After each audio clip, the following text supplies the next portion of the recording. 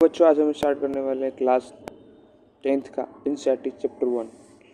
तो चलिए इस सवाल को हम लोग बनाने का ट्राई करते हैं और देखते हैं बनते कैसे हैं। ठीक है, इसको हमको बनाना है आपको यूक्लिड डिवीजन एल्गोरिथम प्रयोग करके इसका एसेट निकालना है। ठीक है, देखिए पहले क्या होता है यूक्लिड समझ लीजिए। जैसे कि मान लीजिए कि हम 7 को डिवाइड करते हैं 15 से। ठीक है, तो 7 2 जा 14, बचा कितना 1, ये कट गया, समझे। तो करने का इसी मेथड को हम यहाँ पर लिख देंगे 15 बराबर 7 इंटू 2 प्लस 1।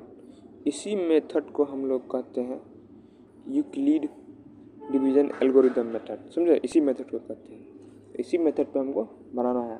ठीक है, चलिए सवाल को बनाते हैं। आप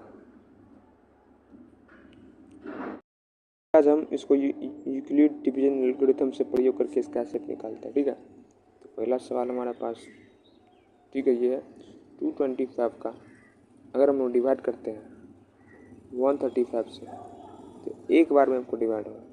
अब बचेगा कितना हमको 90, समझे। फिर 90 बचेगा, फिर 90 बचेगा, तो 90 को फिर 135 से हम डिवाइड करते हैं। 135 से जब डिवाइड करते हैं तो 9 बार में 90, ये दोबारा करेंगे तो 180 हो जाएगा। तो एक ही बार में करेंगे तो 90 का 90 बचेगा कितना यहाँ पर 45, तो प्लस 45। फिर हम तीसरा ट्राई करते हैं, तो तीसरा में बचेगा फिर हमको 90 आएगा। तो फिर हमको 90 आएगा, 90। आप इसको हमको 45 से गुना करते हैं, 45 दूना 90, बचा कितना 0। तो हमारा एचसीएफ कितना हो गया 45। हमारा आंसर कितना हो गया 45, समझे। चलिए इसको समझने की कोशिश करते हैं ये बनता कैसे, समझे। ये तो समझ में आ गया कि कैसे बना, लेकिन आप इसको पता करना आपको कि ये बनता कैसे है, ये आया कहाँ से। ठीक है, आप बचपन में ये एक मेथड से जानते होंगे, चलिए दिखाते हैं आपको। मान लीजिए कि 135 को हम लोग 225 से नॉर्मली एचसीएफ लगाते हैं, तो एक बार में कटेगा तो 135 आएगा, और फिर यहाँ पर 550 9 ये कट जाएगा, यानी कि 90 आएगा। फिर ये 90 जो है, फिर ये 90 को हम लोग 135 से लगाते हैं, तो 19 1 जा 90, 19 1 जा 19 होगा। तो फिर यहाँ पर 19 1 जा 19, तो बचेगा कितना 45 बचेगा ना। आप चलिए नीचे चलिए, अब फिर इस 45 को हम लगाते हैं 90 से, तो 45 2 जा 90। इसी मेथड को लिख करके दिखाना ही आपको एल्गोरिथम मेथड कहलाता है। इसी मेथड को लिख दिया गया है, इसी मेथड को क्या कहलाता है एल्गोरिथम मेथड। आप देखिए अभी हम यहाँ पर कितना लिखे हैं, आप यहाँ पर देखिए अभी 225 को हम लोग अभी कितना लिखे 135 गुने 1 प्लस 90 लिखे है ना।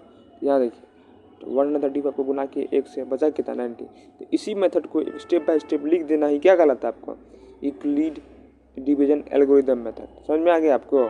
इसी मेथड को स्टेप बाय स्टेप लिख देना ही कहलाता है यूक्लिड डिवीजन एल्गोरिथम मेथड। ठीक है, अब चलिए हम लोग नेक्स्ट सवाल पे चलते हैं।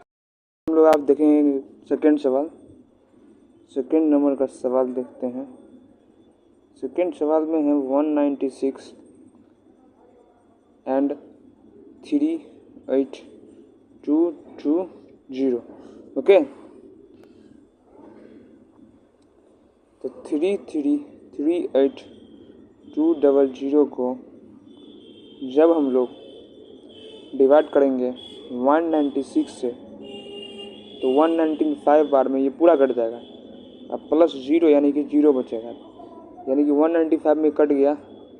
196 जो है वो 196 को 195 में बार गुना मल्टीप्लाई करेंगे 38220 आएगा। तो इसका एलसीएम की एचसीएफ कितना हो जाएगा, एचसीएफ हो जाएगा 196। नहीं सही नहीं सही। तो चलिए नंबर 3 का सवाल बनाते हैं। नंबर 3 का सवाल, तो हमको 865 एंड 255, यानी कि इसको 862 तो 252 का मल्टीप्लाई करेंगे हम लोग 3 बार में तो आपको रिमाइंडर बचेगा 102, ठीक है, बचेगा रिमाइंडर 102।